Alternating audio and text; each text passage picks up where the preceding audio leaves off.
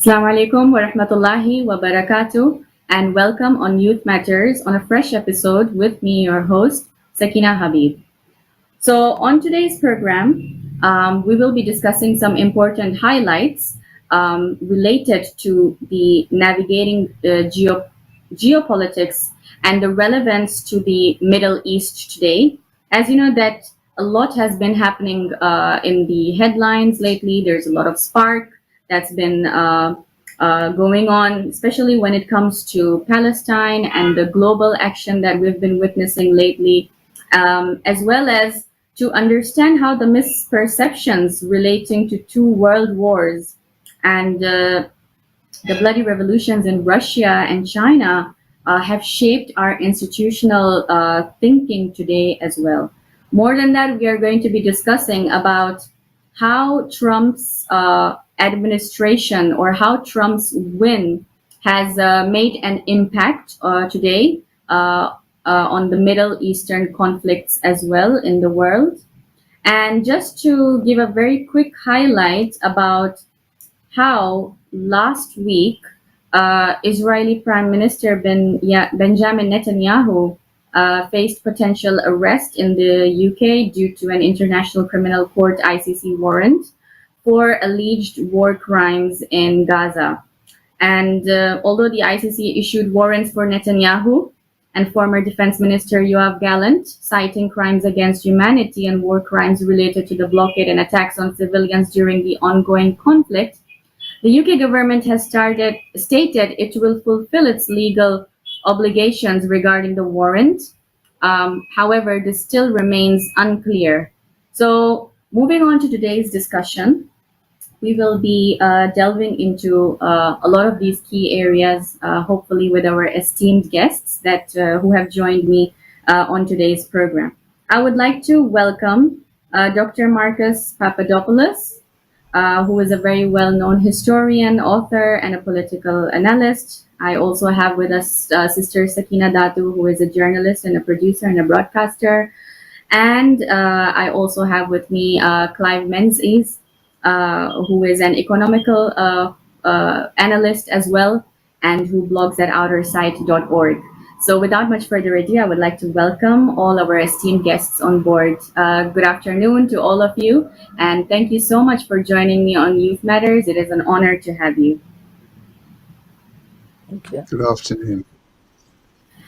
So moving on to our discussion today, I would like to begin with the main highlight, which took place a couple of weeks back. This is, of course, it's still very fresh, and we can see the impact that it's been having on around the world and in the Middle East. I would like to start off with Dr. Marcus first. That, in your opinion, what do you think? What does Trump's win mean for the Israel-Hamas conflict? Well, it is important for me to say, first of all, that in the context of American domestic affairs and British domestic affairs, I am very happy that Donald Trump won the election. Why? Because Trump is anti-woke, because Trump opposes men being in women's spaces, such as changing rooms and toilets. Trump wants to end the attacks on Christianity and restore Christianity to the central position which it has occupied for hundreds of years in America. Trump opposes open borders. Trump opposes mass immigration. Trump favors the deportation of illegal immigrants in America.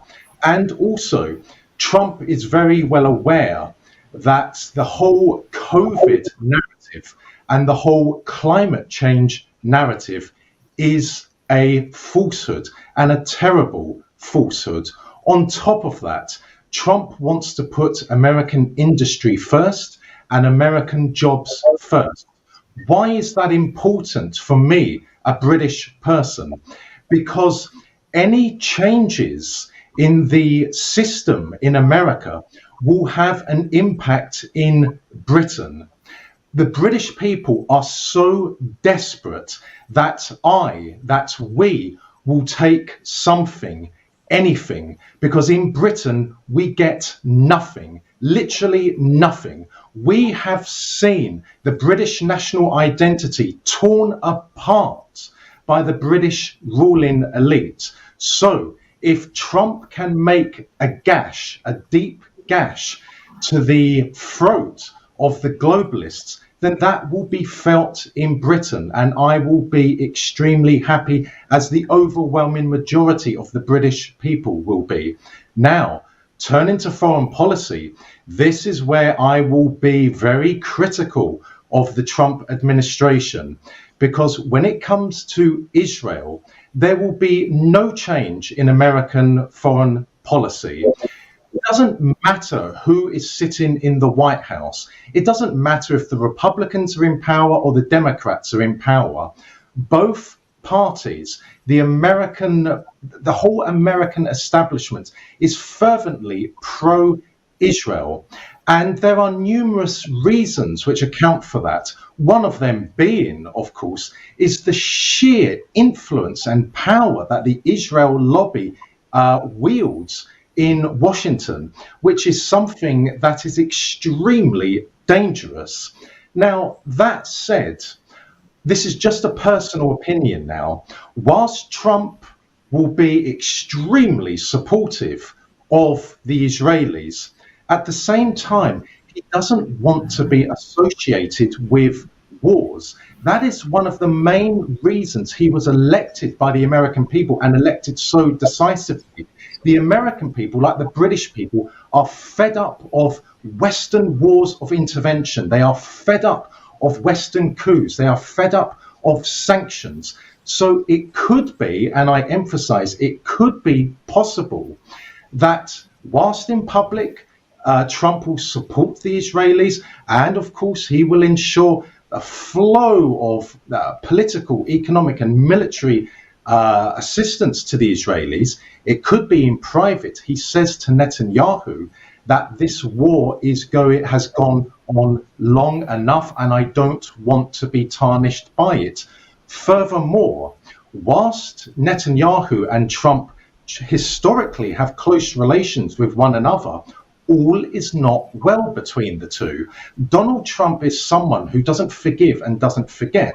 So after the Democrats stole the election in 2020, who was the first foreign leader in the world to telephone Biden and congratulate him?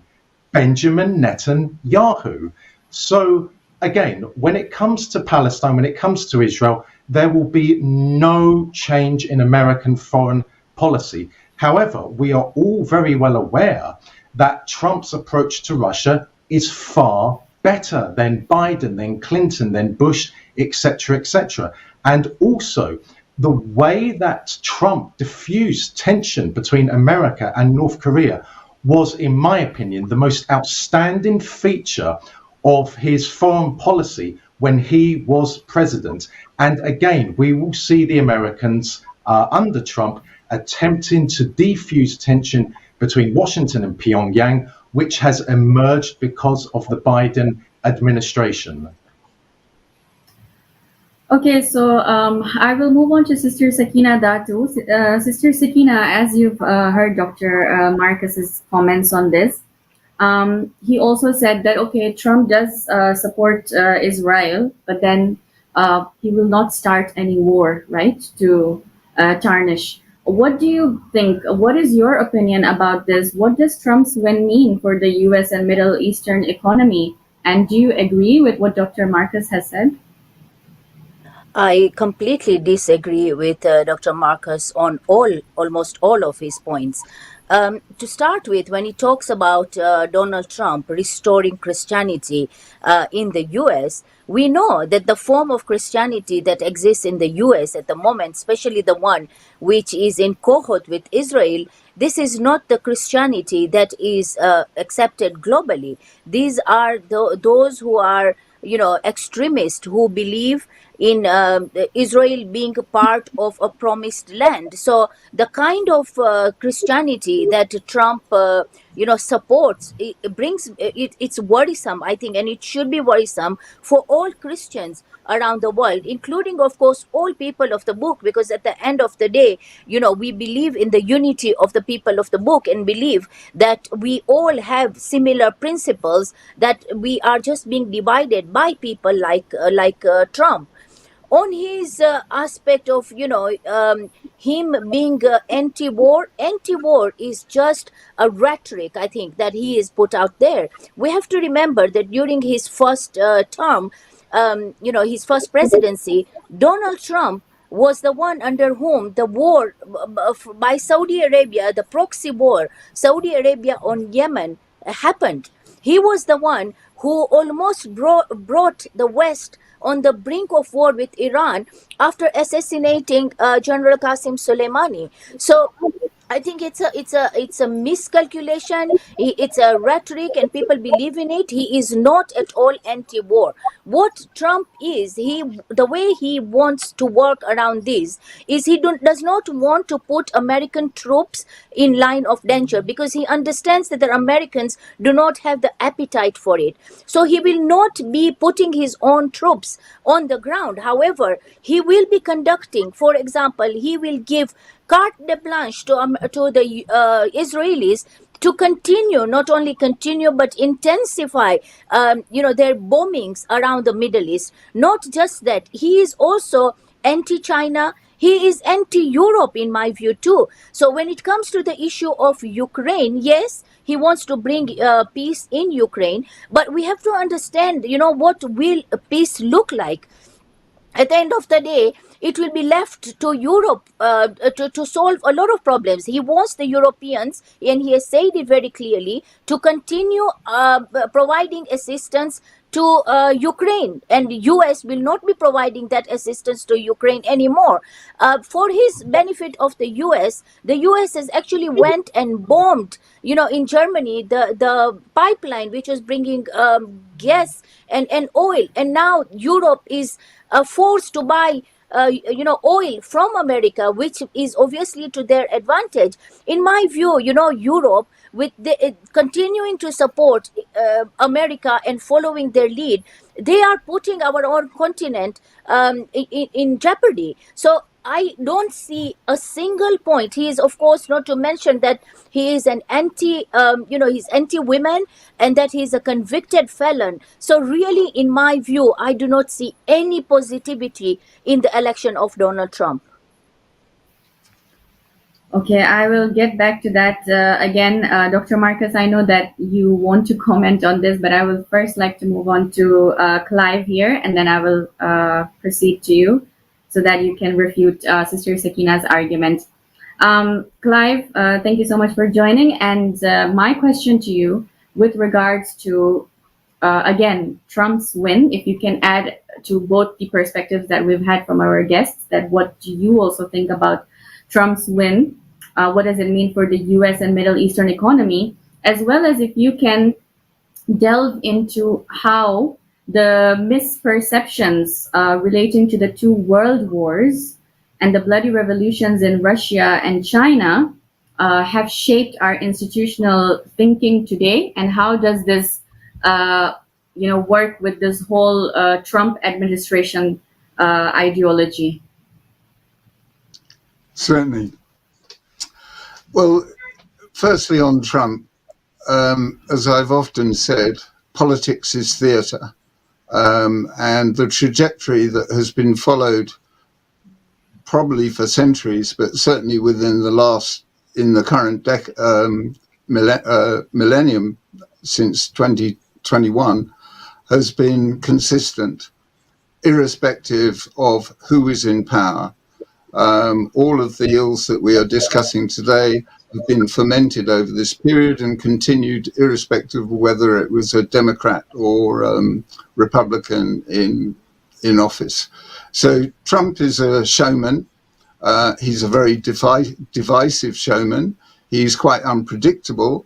And I think if anything, he will aggravate the situation in the Middle East rather than improve it. but that's not to say it wouldn't have been aggravated anyway under Kamala Harris. So I think what we need to do is to go back. The advantage of going back to the beginning of the 20th century is that you can begin to see the trajectory quite clearly, and we have testimony and documentary evidence which is much fresher than if we go back further. But this structure dates back to 458 BC and is evolved over centuries, and it's involved other revolutions, the English Revolution, the French Revolution, and revolutions through the 19th century, most of which didn't actually come to fruition, but there were many attempts at revolution in Germany. So if we take the beginning of the 20th century, there was, in the aftermath of the Boer War, where many of the ills that came into being later were actually fermented then.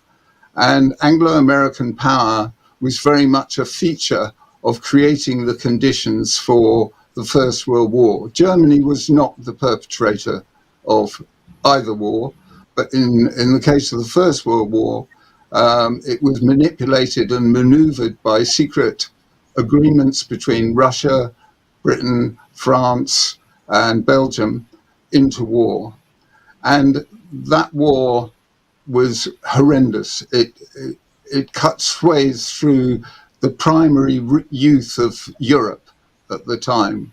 And that was the objective, because this is all driven by an ideology of destruction, which basically forms around the idea that there are a relatively small number of people who are chosen to rule the world, and they have created the conditions by which they can do that.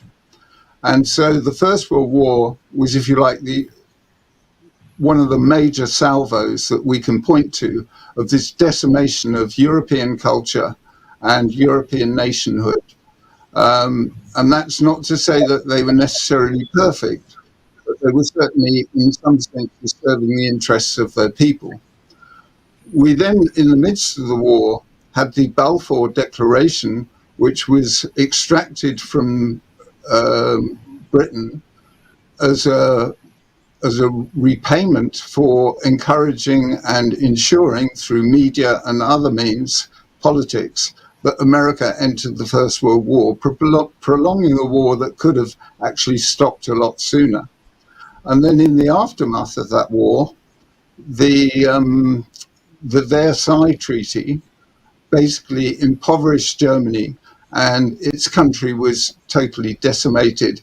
And Marcus referred to woke. There was a fair amount of wokeism in Weimar Germany. In addition, we had the Russian Revolution, which was funded by Wall Street bankers, and the same ideology was driving it. And it was primarily a revolution, not of the Russian people, but of a sect within the Russian population who managed to take over the reins of power by stealth. And we can't go into detail as to that. So in that first couple of decades of the 20th century, the scene was set for what came later. In the aftermath of the First World War, Germany was decimated. It had suffered huge deprivation economically. Its resources were stolen. And in that background, Hitler came to power and began to actually rebuild Germany as a force. And that was not to be tolerated.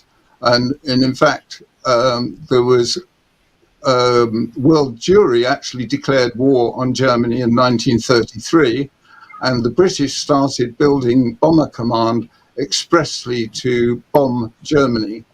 So they were planning for a war. And what Hitler was doing was trying to protect those former German territories that contained German-speaking people being victimized, much as the Russian-speaking Ukrainians have been in recent years. And so he was attempting to rebuild a national identity, if you like, and culture, and that was a lot of what was talked about in terms of the way he was operating. This was totally misrepresented, and the primary obstacle to people's understanding is the notion that 6 million Jews were massacred via the Holocaust. And there is no documentary or physical or chemical evidence to suggest that. And there is, in fact, documentary evidence to the contrary from the Red Cross and internal sources within the British government that actually acknowledged that this was not the case. But this is a linchpin, if you like, to this whole atmosphere of tyranny that has evolved over subsequent decades. And the truth does not need laws to protect it. And yet, across many European countries, it is illegal to even question the Holocaust. And many people have paid a very heavy price for doing so. So here we are in a position where Israel, because of the myth of the Holocaust, has a very exceptional position. There is no veracity in the claim that the Israelis, most of whom are Khazarian, are returning under God's will. And I'm not a theologian, so I won't go into that in great depth. But this is a land grab to create yet another fiefdom, because Israel was given to the Rothschilds as a personal gift, and it is theirs. They own and control it. And the plan, as articulated by the Yearn plan in 1982, and prior to that by Kalergi, basically they're planning for a greater Israel, and at the same time to destroy European culture, European nationhood, in order to dominate the world. And that is manifest also in the current conflict in Ukraine, which we won't go into. So the combination of the two world wars and the Russian Revolution, and to which we must add the Cultural Revolution in China, because in the world of geopolitics, everybody has this notion that Russia, China, and the West are, if you like, opposing forces. And cosmetically they are, and maybe in some respects they might be in reality, but they are all controlled by the same forces, because money controls everything. And we'll come on to how that might manifest itself in BRICS a bit later, perhaps. And so Yes, we have this idea that there is enmity between Russia, China, and the West, and that these are in some way unconnected, the forces that are controlling them. And it's essentially,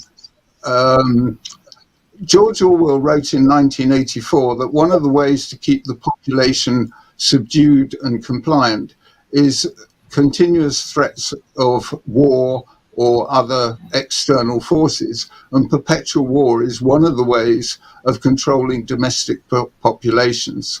So there are many layers to this, and it is quite complex. But in essence, what we're witnessing is the death throes of a structure. And before I finish, I must emphasize that this is not necessarily about individuals and personalities. This is about a structure. We live in a world that contains institutional structures, and each of those structures is populated by people very much like you and I, irrespective of our ideological differences. We all want the same thing. We want a decent life, we want comfort, we want to look after our families. But the structure within which we are operating is working actively the whole time. So people are encouraged, incentivized to submerge their humanity, if you like, and act in a way that harms their fellow man. And there are penalties for those who act altruistically for the benefit of their fellow men and women, because they are clearly an obstacle. And this is the world that we live in. So in terms of what's going on at the moment, and this is something that we've anticipated, that after about 2019, maybe, we knew that this world of chaos was coming. And that's what we're in the middle of. We're in a transition in which this old order is beginning to collapse. And the wars and conflict and the madness that we are experiencing is a manifestation of a system in its death throes. But there is hope, because there are many, many people who are beginning to awaken to the reality and recognizing that these institutions, and national institutions, global institutions, are not there to serve our interests. In fact, the opposite is true. And so they are forming alternative structures. And at the same time, with the advent of the internet, we have the ability to organize ourselves very differently from the way we have it hitherto. And I won't go into the evolution of how we handle value from money to data and something quite different. But we are in the midst of a paradigm shift, and all of that we are discussing in detail is connected, and it is a manifestation of this transition. Okay, thank you so much, Clive. Now I would like to move on to Dr. Marcus. Dr. Marcus, as you know, earlier on, Sister Sakina had put out a couple of points that were in disagreement to what you had proposed. Can you refute to that? And also, you did mention that how Donald Trump and Israeli Prime Minister Benjamin Netanyahu have a great relation between them. However, it didn't take long for Israeli Prime Minister Benjamin Netanyahu to welcome Donald Trump's re-election, describing it as the greatest comeback in history. And his far-right coalition ministers like Bezalel Smotrich and Itamar Ben-Gvir tweeted their excitement even before the election was officially called. Now, some analysts, have called Netanyahu's relationship with Trump, who is often described as unpredictable, as complex. So, what would you make of this? Donald Trump is not a savior, and I will not withdraw one word of criticism which I have made about him, be it today or be it when he was president of America. However, he is not part of the political establishment in America. He is not part of the family which rules, not governs, which rules America. Now, let me refute some of the unsubstantiated and peculiar comments made about Trump from the other guests. Claims which, quite frankly, amount to peddling the propaganda of the American establishment. Firstly, how on earth is Trump anti-women? It is Donald Trump who says that men should not be allowed in women's sporting competitions. Men should not be allowed in women's toilets. Men should not be allowed in women's changing rooms, and so on and so on. It is Donald Trump who says that there are only two genders, that a woman cannot have a penis, that a man cannot have a cervix, that a man cannot be pregnant. It is Trump who is defending the female identity. It is Trump who is defending women's rights. Secondly, the other claim, which again amounts to peddling the propaganda of the American establishment, is that Trump is a criminal. Well, those charges brought against him were politically motivated, and they were brought against him by the American establishment because he is not part of the family. And I'll tell you who the criminals are: Bill Clinton, George Bush Jr., Barack Obama, and Joe Biden. How many deaths have those vile men caused in the world? Indeed, how many deaths has Hillary Clinton caused in the world as well? They are the ones who are the criminals. They are the ones who should be in prison for the rest of their lives. And I mean a proper prison, not a prison like you find in modern day Britain. Thirdly, the claim that there is only one brand of Christianity in America, again, is unsubstantiated nonsense.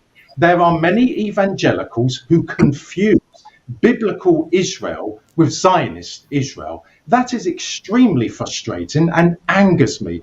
But there are a lot of evangelicals who do not like Israel. Furthermore, there are many other Christian denominations in America.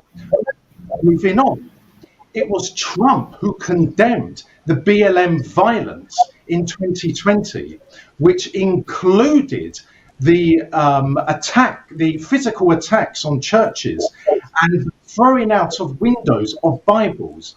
Where were the Democrats to condemn that? They were nowhere to be seen. Also, the horrific Saudi war against the people of Yemen did not begin under Donald Trump. It began in early 2015 under Obama. Yes, Donald Trump continued the support to Saudi Arabia. I criticize that. I will keep on criticizing him for that, like I will keep on criticizing him for his support of Israel. But as I said at the beginning of this discussion, I will take something, anything. He is anti-woke. That the cancerous woke ideology is a terrible threat to men, to women, to children, to mankind. We don't see any attempts in Britain at halting woke ideology, nothing whatsoever. In regard to Netanyahu, I, of course, am not privy to the exact mechanics, the exact dimensions between that relationship between Trump and Netanyahu. Do I expect any tension between the two men to impact American foreign policy vis-a-vis Israel? No, I don't, because the American establishment is always going to be fervently pro-Israel, and that is a major problem. But that is one thing which is extremely concerning. But at the same time, does Donald Trump really want a war with Iran? Well, if he wanted a war with Iran, there would have been one during his presidency. Of course he doesn't like the Iranians. Of course he doesn't like the Iranian Revolution. Which American politician does? But he does understand that a war between America and Iran would be catastrophic for American interests in West Asia. Again, as I said earlier, he will look to do something about restoring even satisfactory relations between America and Russia. That is going to be a real challenge because the American establishment will try to pin him down. They will try to derail his plans for trying to end the war in Ukraine. I don't think he will be successful on that count, but he clearly wants an equal partnership between America and Russia in the world. That's better than the atrocious level of relations between the two superpowers at the moment. Again, as I said, something, anything is better than nothing. Okay, thank you for that, Dr. Marcus. Sister Sakina, I would like to move on to you. Do you believe that our institutional system has changed after the two world wars and the bloody revolutions in Russia and China? If you do, to what extent? I think Clive has given a very good historical background on that, on the control of systems that exists, and how post, for example, World War II, we saw how the Zionist state was created because of the gift that was given to the Rothschild, and there's a very interesting whole history of how there was because they were helping in the creation of the gunpowder, that was used by Britain in the Second World War. How Israel was then handed over as a gift for on that. So I think yes, definitely the world changed after that. And British colonialism, it continues in a way, in a different format to what it was before, but like we see in Palestine, it still is colonized by the same people who are handed over Israel. But if I can just clarify one or two other things that I wanted to mention. When I, for example, talked about the Christianity and Trump not being a champion of it, this is not to say that I'm saying, that for example, Kamala Harris or Joe Biden was better. I mean, I think they're all as bad as each other.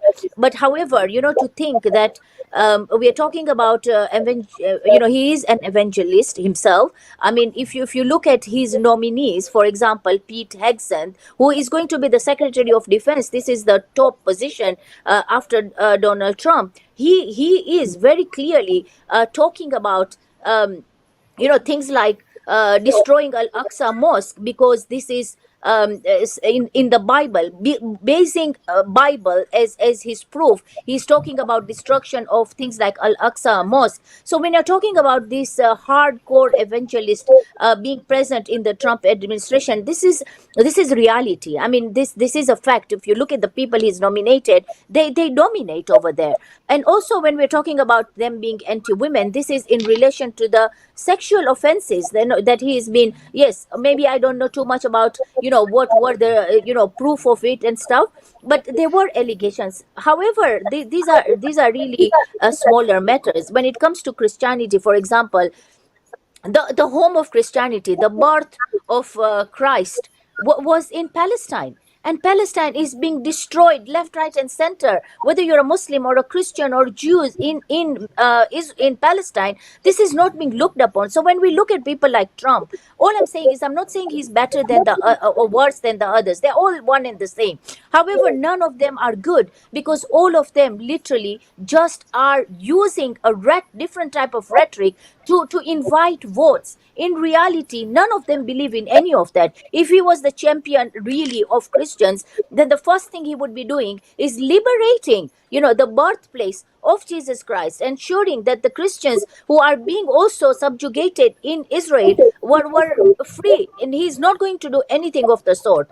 I think the major issue here is, in my view, Trump is going to actually, like Clive was saying, we are moving into the next phase whereby there is a change to the status quo. I believe this is true. And I think Donald Trump is going to help this process, not that he thinks he will, but by his policies, he's going to actually make the world so anti-American, even more than it can be possible right now. He's talking about, and the people he has appointed are talking about, for example, BDS. They want to crack down on their own people who are pro-BDS. He is talking about all these students who have been coming out in universities. They are going to crack down on them. So America is going to become itself a place where there are no freedoms of any kind. And the revolution against the Western colonial imperialist powers is going to start within the states themselves. So we can see some sort of that happening in the UK, in different European countries. But I think with the coming of the Trump, what Biden was no good for Israel, for Palestine. Also, of course, we have seen a genocide happen under him. But what was different, I think, between him and Trump is that Biden was putting up a pretense. He was saying things like they are trying to rein in, Israel, sanctions here and there, pretending that the settlers were being, punished. The money was being held and then released after a week. With Trump, I think we will see no pretense. Yes, Trump does say what he means, and he is going to be very vocal and outright anti-Palestine. He's going to be super pro-Israel. And the movement that has started around the world, the way we see how people have realized this control of Zionism around the world, this is only going to increase in pace. And therefore, I think, yes, we will see a change in the status quo of how the world is being ruled, the end of Western hegemony in the world, the end of the New World Order. And this, I believe, will be possible because Trump is going to make things so much worse that the people are going to revolt against the Western powers. Thank you so much for that, Sister Sakina. I would like to move on to Clive now, and I want to touch upon BRICS. Okay, in this conversation now, that how is the BRICS summit shaping the economical structure after the U.S. elections as of now? What is your opinion on that? Sure. I mentioned it briefly, and I didn't really finish on the Chinese Cultural Revolution. Mao Zedong he came under Yale. Yale was part of the establishment that he was influenced by, and the Cultural Revolution, which was responsible for tens of millions of deaths, was basically another revolution that was backed by the same money forces. And since Mao, what are called the Immortals have been running China, and it is seen as somehow being different and in opposition, but people talk about communism and capitalism. Well, China is a fusion of the two, which is what we're beginning to see more generally across the world. But in essence, it is totalitarian. But it has been very successful economically. It has not used military power, but it's used economic power in Africa and across the globe. There are very few people in the West who don't have phones, handbags, all sorts of things that have been made in China. So if we look at the world in terms of power blocks, I talked about Russia, China, and the West. Well, that, if you like, was the analysis up until the formation of BRICS, or the establishment of BRICS Plus, which happened in the last year or so. So we now have 10 countries in that bloc. And contrary to what the situation in the past, where Anglo-American power and the US particularly dominated militarily and economically, BRICS is now bigger and represents more of the global population than the West. However, there is a problem. And the problem is that we're talking about three fundamental flaws in our global political economy, one of which is institutional hierarchy, and that enables the theft or misappropriation or the colonization of the commons, in other words, what we all need to live on, land, food, air, water. They've all been colonized and monetized, privatized, and that has all been supported by money. And so what we're witnessing in the BRICS is not a revolution in global politics, but another power base formed of those three same flaws. So whilst I have no doubt that in some respects it will be beneficial for a substantial portion of the population to be liberated from the global yoke that the US hegemony has enjoyed thus far, it's just changing one form of tyranny for another, which will deteriorate over time. We learn from history, it's inevitable. And so whilst that is the situation that seems to be emerging, I would point to a much bigger transition where power is going to devolve downwards, not because it's been given, but because it will be taken. Because people will begin to realize that irrespective of whether they're in BRICS or whether they're in the West or in Africa or elsewhere, that actually they can rely on themselves, their communities, and each other. And this is the way that humans have lived for most of their modern existence. It's only in the last 3,000 to 5,000 years that we've had this system of money to organize ourselves. And it is clearly woefully inadequate and self-destructive for us to rely on it, because it's leading us into an evolutionary cul-de-sac, and threatening the entire species. So what will take its place is already emerging, and it's emerging through the reason that money evolved or was adopted was because when you live in a family or a community or a tribe, you understand the needs, the capacities, the knowledge, the wisdom, skills, and experience of all those around you, and they are looked after irrespective of their capability or the capacities or their needs, because obviously young children cannot provide what adults can, and old people can provide less as they get older, but they were all looked after. The problem, and so what we lived by was a form of mutual support, love, and cooperation. But with the adoption of money, it was a useful mechanism for once you went outside of your tribe or your community, because you didn't have the capacity to understand the needs, capacities of, however million people it might have been at the time, now 7 billion plus. But money was used as a proxy, so the form of exchange emerged from that idea. But the problem is that money has now become the means by which we organize ourselves. So it's in total opposition to all of those values that we used to adopt within communities, and we still adopt today within families. I don't know many families that issue a bill at the end of each meal to see that people pay for it. So what we have in terms of the internet, which largely has been created and developed and evolved, and all the tools, the phones we use and all the technology have come from what we describe as self-organization or open source, where people have a need, they develop something, they share what they've developed, and people improve it. And that is how the internet has grown.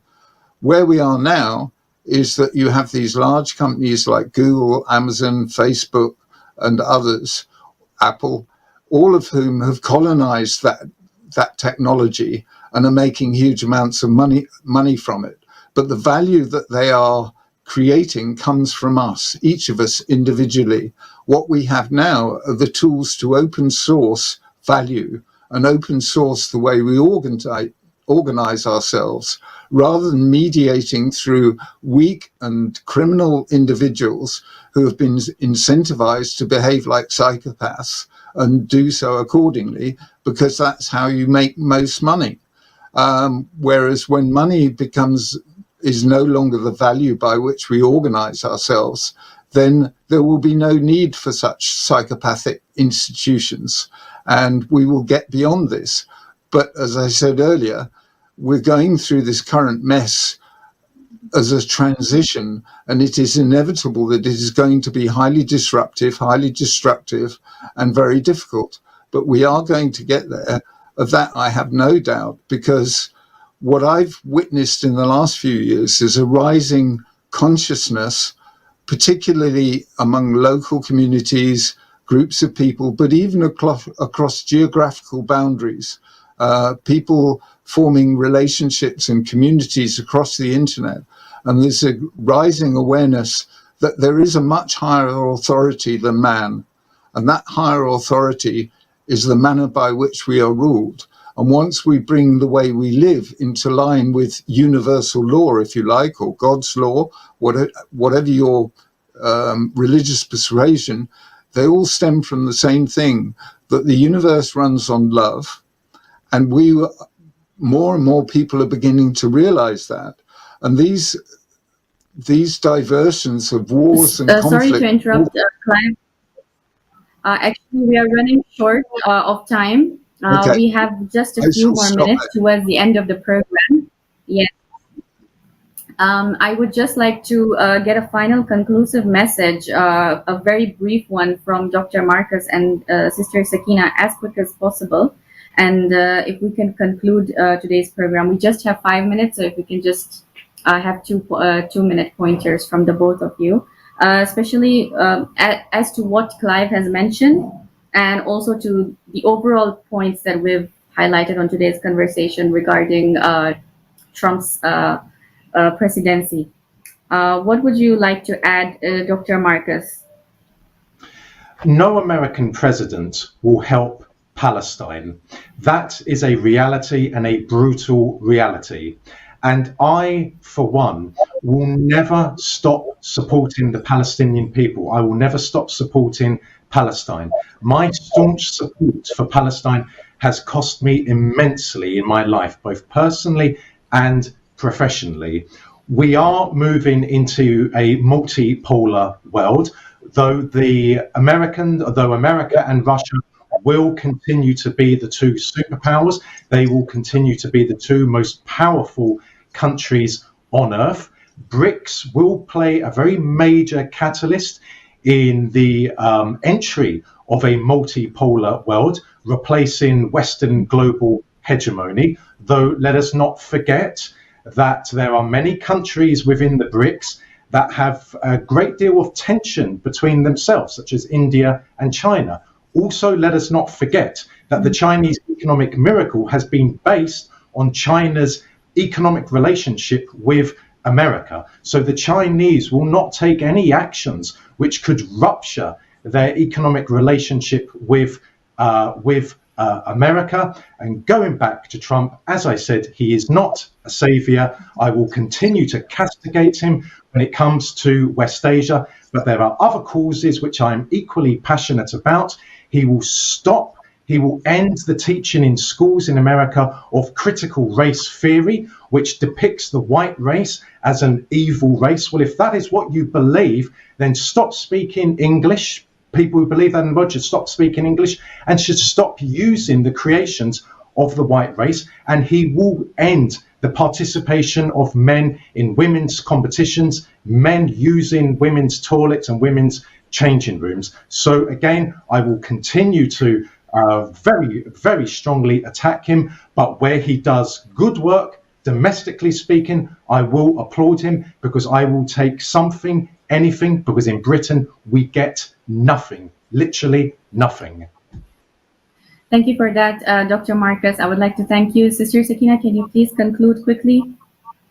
Yeah, I just think, like we all have said, the world is changing. And for those of us who come from, a doctrine of religion, those of us who are people of faith, of course, we believe that the axes are aligning for the coming of the Mahdi. This is our belief that, in whichever form you want to, put it, the reality is that the world is now aligning for a savior, for someone who can come and not only be there for Muslims, but people of all religions. And when we see today the issue of Palestine has become so central, the fight for social justice is something that is not limited to any one particular religion. And you see people of all faith and even no faith really come together. And this, for me, this is a message that this is an army made up of different people, of different faith, of different cultures, of different colors, who are coming together to start forming an army that will support the Messiah, who is for us as Muslims, Imam Mahdi alayhi salam. Thank you very much, Sister Sakina. We would like to conclude today's program, and I think, Clive, you have mentioned a lot of things on today's program related to our context. Is there anything that you want to add as well, or can we wrap up the show? No, I don't think I have much to add, other than basically it is up to each of us individually to embrace what is right and know what is wrong, and basically love our neighbor. And our neighbor is everyone, because we are a global family, and that's where we're heading. Absolutely. That's a wonderful message that you've shared with us.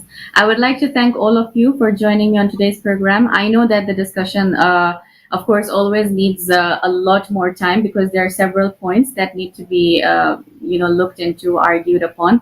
But hopefully we did try to cover enough on today's program. And I would humbly like to thank all the three guests, Dr. Marcus, Sister Sakina, and Clive, to join me on today's program. Please make sure to like today's program and give us a thumbs up, and keep sharing as much as possible. And we'll be bringing in more new upcoming headlines and insights into our upcoming discussions. This is your host, Sakina Habib, signing off. Jazakumullahu khairan. Wassalamu alaikum wa rahmatullahi wa barakatuh.